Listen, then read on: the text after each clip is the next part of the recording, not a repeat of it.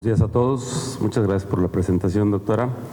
Antes de iniciar, quiero agradecer a los coordinadores del curso su amable invitación, a Mercedes, a Enrique, a Chema y a Aurelio, y a ustedes por estar aquí. Y les quiero dar las gracias también por escoger este tema. La verdad es un tema que a mí me apasiona y que hay cada vez cosas nuevas y que cada vez que lo reviso entiendo menos qué está sucediendo aquí. Se mueve aquí. Ah, perfecto. Gracias. La tecnología, ya los 50 ya no nos dan estas cosas. Bueno, la acalasia es el trastorno motor esofágico que se ve con más frecuencia en la clínica y se caracteriza por una ausencia de peristaltismo en el cuerpo esofágico y una ausencia de relajación del esfínter esofágico inferior tras la deglución. Pero esta definición es para los casos que tienen muchos años o los casos terminales. Hay casos intermedios y casos que van iniciando apenas y que no cumplen esta definición completamente. Fue descrita por primera vez por el Sir Thomas Willis en 1674 y él describía algo interesante, que con un hueso de ballena dilató al paciente. Estuvo medio sádico eso, yo creo. Bueno, lo hacemos lo mismo, pero ahora con plastiquitos o con balones. Puede ser primaria o secundaria a otras patologías, principalmente neoplasias, chagas y otras patologías. Es una enfermedad que no es muy frecuente, la incidencia varía de 0.5 a 1.6 por 100,000 habitantes por año y la prevalencia es de 10 casos por 100,000 habitantes. La incidencia se va incrementando conforme avanza la edad y ha habido un aumento importante de la incidencia del año 2000 al 2017, no sé si porque la busquemos más o porque realmente la incidencia sí está aumentando. Afecta a ambos sexos, a todas las razas y edades, y hay un pico de presentación entre los 30 y los 60 años de edad, y sí se ha visto que a largo plazo la sobrevida de estos pacientes es menor si se compara con controles sanos. Hay tres teorías que proponen una causa para la acalasia. La primera es la teología autoinmune y esta se propone debido a que a los pacientes con acalasia se les ha asociado 3.6 veces más con otros trastornos autoinmunes como diabetes mellitus tipo 1, hipotiroidismo, Sjögren, lupus, uveitis, etcétera. También porque el infiltrado inflamatorio que se ve en los periodos iniciales de la enfermedad generalmente es por células o linfocitos T, principalmente CD4, porque se han encontrado también anticuerpos o autoanticuerpos específicos asociados con daño neuronal, que son autoanticuerpos antimientéricos o anticélulas ganglionares. Y estos anticuerpos se han encontrado no nomás en el tejido, sino circulando en sangre de los pacientes. Principalmente se dirigen contra el antígeno paraneoplásico que se llama MA2. Y hay una teoría en la cual se menciona que son inducidos probablemente por una infección viral por el virus de herpes simple tipo 1. Y hay un estudio muy interesante llevado en el Instituto Nacional de la Nutrición, del doctor Gonzalo Torres Villalobos, de Miguel Ángel Valdovinos, de Enrique Cos y de varios reumatólogos y de patólogos, en los cuales se tomaron biopsias o muestras de tejido en pacientes que les hacían miomectomía por acalasia y contra controles sanos, fueron 32 contra 6 supongo, no me acuerdo exactamente, y se encontraron que en los pacientes con acalasia en el suero tenían 100% de estos autoanticuerpos contra 0 de los controles. Otra etiología que se propone es la genética, y esto porque muchos de estos pacientes, o bueno, varias anormalidades genéticas pueden predisponer al desarrollo de acalasia. Los pacientes con síndrome de Down presentan acalasia con más frecuencia que la población general, se han reportado entre 2 y 4%, que no es mucho, pero con la población general pues sí es mucho, son 10 por 100,000. Hay una fuerte asociación también de acalasia con ciertas moléculas de antígenos HLA que funcionan como receptores de señalización de la respuesta inmune, y les pongo dos ejemplos nada más, el DQA1 y el DQB1, pero hay muchos más que están implicados y muchos más que están en estudio. Y finalmente se han encontrado polimorfismos que involucran tanto a los genes del óxido nítrico como del péptido intestinal vasoactivo, que son las dos sustancias implicadas principalmente en la sintomatología y en la fisiopatología de la enfermedad. Y finalmente la etiología viral, y esta se basa principalmente, Es controversial porque hay estudios que demuestran que sí puede tener un origen viral y hay otros que no. Los que sí lo demuestran es que, primero, hay virus que causan alteraciones motoras parecidas a la acalasia en ciertos animales, que se han encontrado positividad para virus de varicela zoster en el suero de 58 pacientes con acalasia comparados con los controles. Y en el mismo estudio que les platico del Instituto Nacional de la Nutrición, se encontraron evidencia de infección en el esófago de virus de herpes simple tipo 1 en el 100% de los pacientes con acalasia y 0 en los controles. Eso fue por una hibridización in situ.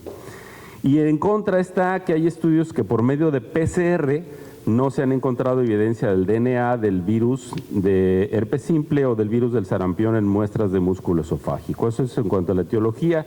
En cuanto a la histopatología, podemos ver anormalidades tanto en los nervios como anormalidades musculares. Las anormalidades neurales principalmente son anormalidades histológicas en el plexo de Auerbach o el plexo mientérico, que están entre las dos capas musculares, solo en el esófago. No se presentan anormalidades en el estómago o en el yeyuno o en el colon, solo es en el esófago, exclusivo de ahí.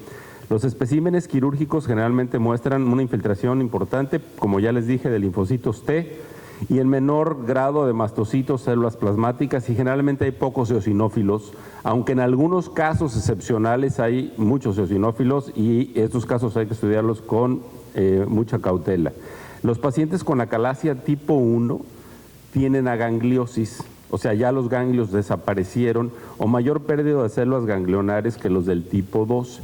Parece ser que tipo 2 y tipo 1 son la misma enfermedad en diferentes grados o estadios de la enfermedad, y que primero es el estadio 2, donde hay mucha inflamación y todavía hay células ganglionares, y finalmente es el estadio terminal, que es el estadio 1, donde ya no hay células ganglionares, como se demuestra en ese estudio. Ahora, la heterogeneidad de los hallazgos histológicos, hay varias teorías que nos indican que pudiera ser una enfermedad con fisiopatología heterogénea o tratarse de varias enfermedades que lo único que tienen en común es una obstrucción en el flujo esófago gástrico. Y dentro de las anormalidades musculares, bueno, inicialmente en la enfermedad se presenta una hipertrofia muscular y conforme van avanzando los años y el daño neurológico y la fibrosis, empieza una dilatación progresiva con degeneración muscular. Lo que sí sabemos finalmente después de ver la etiología y los hallazgos histológicos es que el producto final o lo que pasa en estos pacientes y que sí estamos seguros es que uno, hay una pérdida de neuronas inhibitorias que producen óxido nítrico y péptido intestinal vasoactivo, y esto al dejar libre las neuronas excitatorias productoras de acetilcolina producen una hipertonicidad y una falta de relajación del esfínter esofágico inferior. Y dos, por la pérdida de gradiente de latencia en el cuerpo esofágico por la ausencia de óxido nítrico, se viene una cosa que se llama aperistalsis. Eso es lo que define la enfermedad. No hay relajación y no hay peristalsis en el cuerpo esofágico.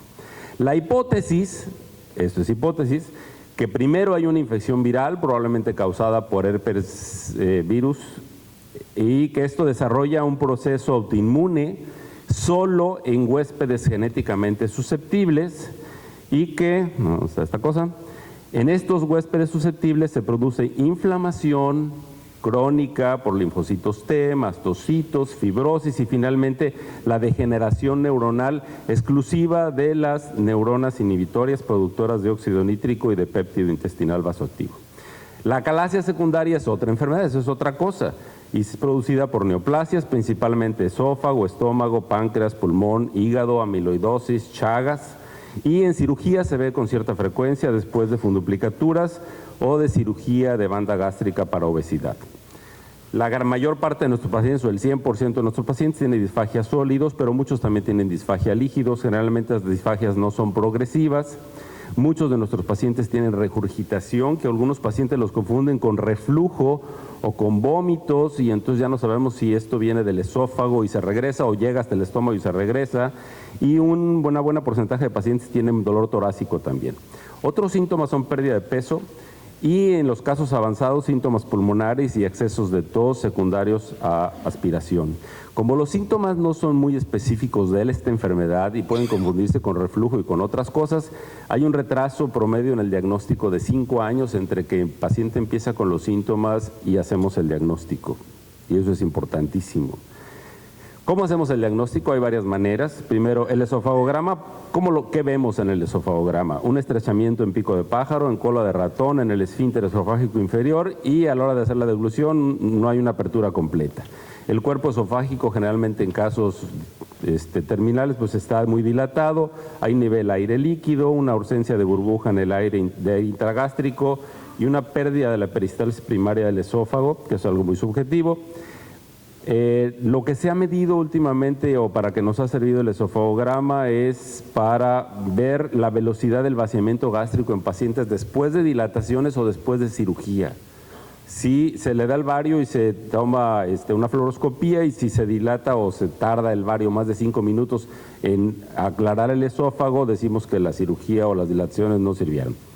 Y una cosa importante, en casos tempranos de la enfermedad, un esofagograma y una endoscopía pueden ser normales y se nos puede ir el diagnóstico. La endoscopía, lo que vemos generalmente es un esófago dilatado y tortuoso, con comida retenida.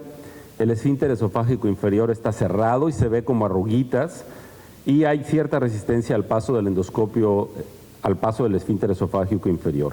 Lo más importante de la endoscopía no es hacer el diagnóstico de acalasia, es descartar causas secundarias, principalmente neoplasias, y también, como les decía en el esofagograma, en casos tempranos puede ser normal. Yo tuve un caso de una muchachita con disfagia que llegó a mi consulta a 24 años, le hice una endoscopía y la endoscopía no tenía nada, le di un tratamiento de prueba con IVPs, no funcionó, y entonces le hice un esofagograma, y en el esofagograma pues veía que sí tenía un poco de dilatación esofágica y un estrechamiento en el esfínter esofágico. La mandé a hacer una manometría y se comprobó el diagnóstico.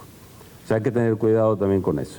La manometría es el estándar de oro para hacer el diagnóstico de acalasia, y lo que encontramos es una peristalsis en los 2/3 distales del esófago, o contracciones de inicio simultáneos e isobáricas, y una relajación anormal del esfínter al momento de hacer los tragos. Otros hallazgos que podemos encontrar en una manometría convencional son hipertensión del esfínter, más de 45 milímetros de mercurio, y contracciones esofágicas de baja amplitud, generalmente son simultáneas. Con la manometría de alta resolución, como nos decía Genaro, vino a revolucionar el diagnóstico y la clasificación. Son un trazo de una manometría normal y una manometría con acalasia.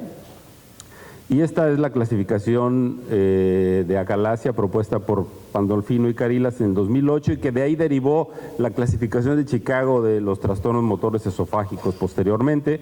El tipo 1 es una acalasia clásica sin presurización distal y parece ser lo final de la enfermedad. La acalasia tipo 2 es una acalasia con presurización distal, con contracciones de más de 30 milímetros de mercurio, y el tipo 3 son una acalasia con contracciones espásticas, con o sin periodos de presurización compartimentalizada. Me salió bien el compartimentalizada, eso no nos sale muy bien. Lo que tiene esto no nomás es clasificarlo, sino nos da una idea del pronóstico. Los pacientes que tienen acalasia tipo 2 tienen un mejor pronóstico después de hacer dilataciones o miotomía de Heller o inyectarles toxina botulínica de un 96%. Los tipo 1 tienen una respuesta al tratamiento de 81%, y los que tienen menos respuesta son los tipo 3 con un 66%, y probablemente estos tipo 3 sean otra enfermedad diferente que se manifieste en forma similar a la acalasia. La acalasia secundaria o el diagnóstico diferencial tenemos que hacerlo con estas enfermedades, principalmente enfermedad de Chagas, de aquí hacia el sur, adenocarcinoma de la unión gastroesofágica en todo el mundo, carcinoma escamoso del esófago, linfomas, cánceres pulmonares, después de cirugía de vagotomía o de banda gástrica también.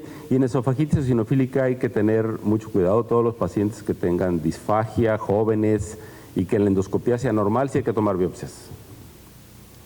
¿Y cuáles son las características que nos pueden indicar que un paciente con disfagia puede tener una enfermedad maligna o una pseudoacalasia y no una acalasia idiopática? Que los síntomas tengan menos de 6 meses de evolución, que el inicio de la disfagia sea después de los 60 años de edad, que la pérdida de peso sea excesiva, que haya una resistencia importante del paso del endoscopio en el esfínter esofágico inferior, o que en un TAC veamos engrosamiento o asimetría de la pared esofágica o gástrica. Una cosa importante, la mayoría de los pacientes cuando nos llegan a nosotros ya tienen un daño esofágico permanente y entonces el tratamiento, pues no hay tratamientos curativos para estos pacientes y los objetivos de la terapia que hacemos actualmente es aliviar los síntomas, mejorar el vaciamiento esofágico, prevenir el desarrollo de megaesófago.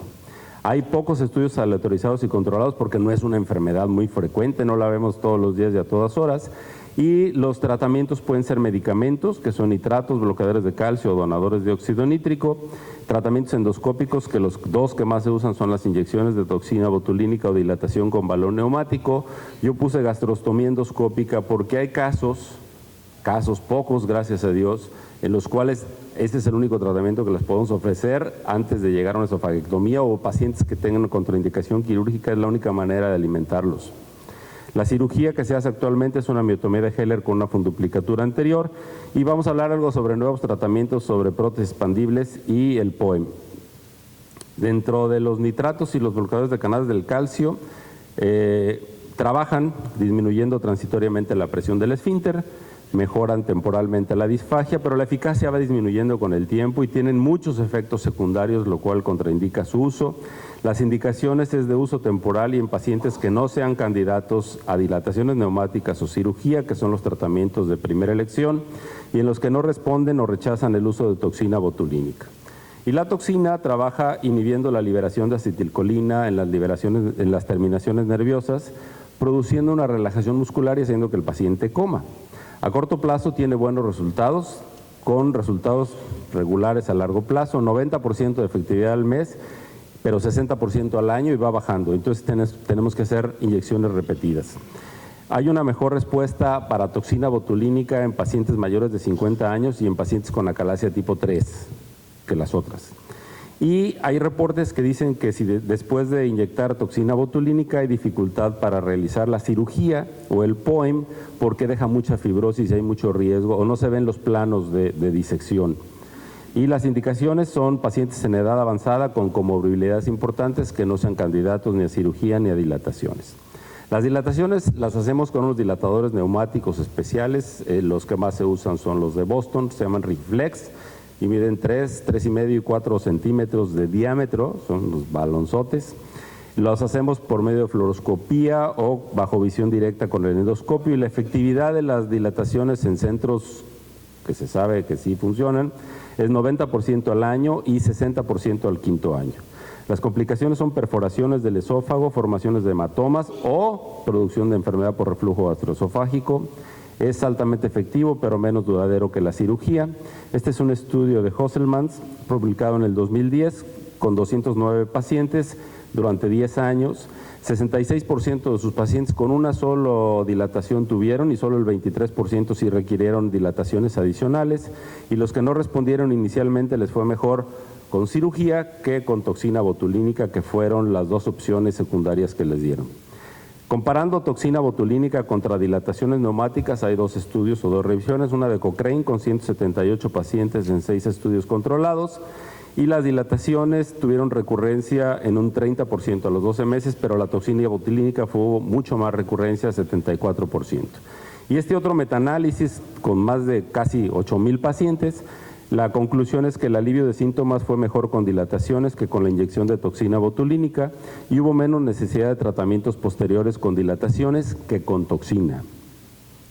En cuanto a cirugía, esto es un camino muy largo, empezó en 1914, la descrita por el doctor Heller, que era una miotomía transtorácica, y ahora lo que se hace es una miotomía anterior laparoscópica con funduplicatura, que la propuso el doctor Pellegrini en 1992. Los candidatos ideales a cirugía son hombres menores de 40 años con esfínteres esofágicos muy hipertensos. La efectividad es de 90% a 3 años y 70% a 10 años. De estos que no les funcionaron y tuvieron que irse a otro tratamiento, les hicieron después 18% de dilataciones neumáticas, se fueron 5% a inyecciones con toxina botulínica y 5 o 10% de los pacientes que falló la miotomía de Heller les hicieron nueva miotomía o esofagectomía en este estudio. Las complicaciones son perforaciones esofágicas entre el 7 y 15% de los casos, que en la cirugía se resuelve ahí mismo. Generalmente la mortalidad es 1 en 1000 pacientes y la presencia de reflujo gastroesofágico, a pesar de ser la funduplicatura, puede llegar hasta 18%. La efectividad para aliviar los síntomas inicialmente son los resultados muy similares y a largo plazo hay menos recurrencia de síntomas en casos de cirugía que de dilataciones. Algunos estudios sugieren que la dilatación neumática tiene muy buenos resultados a largo plazo en pacientes mayores de 50 o 60 años, mientras que la cirugía es mucho mejor en pacientes menores de 50. Este es un estudio muy importante que se llama el estudio europeo de la acalasia. Aquí mostramos en la gráfica los resultados al año, acá está arriba, al año, a los 2 años y acá abajo a los 5 años de seguimiento. Aunque los resultados son similares de efectividad, hubo un 25% de los pacientes que estaban en dilatación que tuvieron que hacerse dilataciones posteriores. La conclusión de este estudio es que ambos pueden ser propuestos como tratamiento inicial, pero que se necesita un mayor tiempo de seguimiento para evaluaciones a largo plazo. Y se ha propuesto este algoritmo en pacientes de bajo riesgo quirúrgico que sean mayores de 40 años. Lo primero que hay que hacer es dilataciones neumáticos y si funciona, repetir las dilataciones. Y si no funciona, se van a miotomía laparoscópica. En pacientes menores de 40 años ni les hagan dilataciones, mándelos directamente a cirugía, es más costo efectivo. Si falla la miotomía, entonces desháganse del paciente y mándenselo a su mayor enemigo o a un centro de excelencia, mándelo al Instituto Nacional de la Nutrición a que lo evalúe Quique y luego se lo mande a los cirujanos, para que ahí decidan si le van a hacer dilataciones. Hacer dilataciones en un paciente operado es muy riesgoso, y solo gente muy experta puede hacerlas. O si se va a repetir o deshacer la miotomía y volverla a hacer, o si de plano es un paciente terminal y le van a hacer esofagectomía total. En un paciente de alto riesgo quirúrgico, lo que se recomienda es mandarlo al instituto y ahí se decide si le dan toxina o dilataciones primero. Si alguno falla, pues se repiten las dilataciones o le dan otra vez la toxina. Y si todo esto falla o el paciente no acepta, entonces hay que darle ya medicamentos, bloqueadores de calcio, nitratos, etc. Faltaría agregar ahí el POEM que todavía para mí sigue siendo experimental, aunque cada vez más centros lo están haciendo. Bueno, 2 cosas importantes. Hay solo 2 estudios de prótesis autoexpandibles del mismo centro. Los resultados son similares. Se colocaron prótesis de 30 milímetros. En el estudio inicial fueron 75 pacientes. Les quitaron la prótesis a las 2-3 semanas y lo siguieron a 10 años y tenían un 83% de efectividad a 10 años. Pero tuvieron complicaciones, migración, reflujo, dolor torácico y no tuvieron perforaciones. 3 estudios de acalasia. El primero fue publicado por Parricha en el 2007 en modelos porcinos, o sea, él operó 4 puerquitos y demostró que sí había una disminución en el esfínter, la presión del esfínter después de la cirugía comparada con la que tenían antes. El doctor Inoue fue el primero que lo hizo en humanos y el primer artículo que publicó fue 17 pacientes, 10 hombres y 7 mujeres, y les hicieron todo lo que pudieron haber hecho: TAC, trago de bario, manometría, antes y después del procedimiento. Todos tuvieron buena respuesta clínica sin complicaciones importantes en un seguimiento a corto plazo y la presión del esfínter bajó de 52 a 19.8 milímetros de mercurio y clínicamente les fue muy bien a estos pacientes. Finalmente, el doctor Inoue en 2015 publicó sus resultados en sus primeros 500 pacientes a 1 y 3 años después de la operación. Hubo reducciones en el score de Edgar y la presión del esfínter esofágico inferior.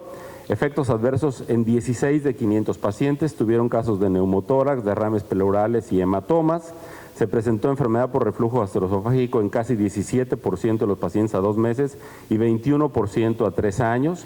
En los primeros casos, cuando presentó su primer estudio de 17 pacientes, reportó él que ninguno de sus pacientes tenían reflujo posoperatorio. Él decía que podía ser una ventaja sobre la miotomía de Heller, pero bueno, ya vimos que no.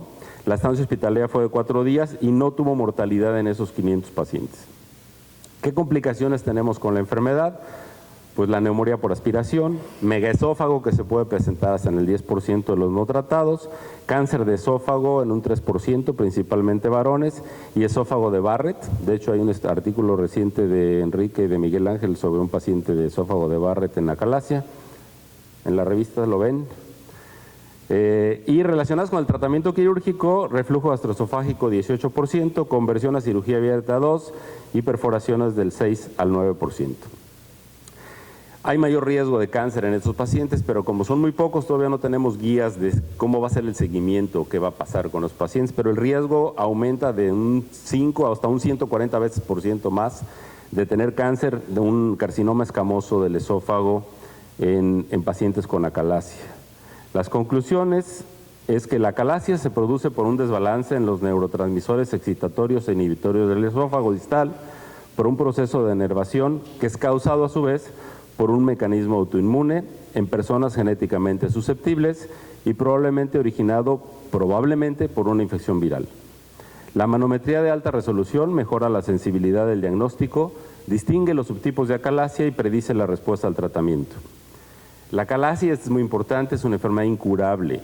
El tratamiento que nosotros le ofrecemos a los pacientes solo les permite comer mejor, pero no normal. Es importante decirle al paciente que tiene que comer sentadito, que no se acueste porque se le va a venir la comida, se le va a seguir atorando, que coma bocados pequeñitos. O sea, hay que mantener el peso y pues, el objetivo es reducir el riesgo de producir megaesófago. Y las nuevas terapias, conociendo la nueva fisiopatología que está emergiendo, deberían enfocarse a detener la enfermedad en etapas tempranas, previniendo el daño neuronal permanente, y para eso vamos a usar antivirales o inmunomoduladores, y se han usado en algunos casos de experimentación trasplante de células madres con potenciales neurogénico con cierta efectividad. Finalmente, pues quién va a saber que los malos de la película eran los virus, y si le platican a su abuelito que la acalasia y la úlcera renal son enfermedades infecciosas, pues no se los van a creer. Muchas gracias por su atención.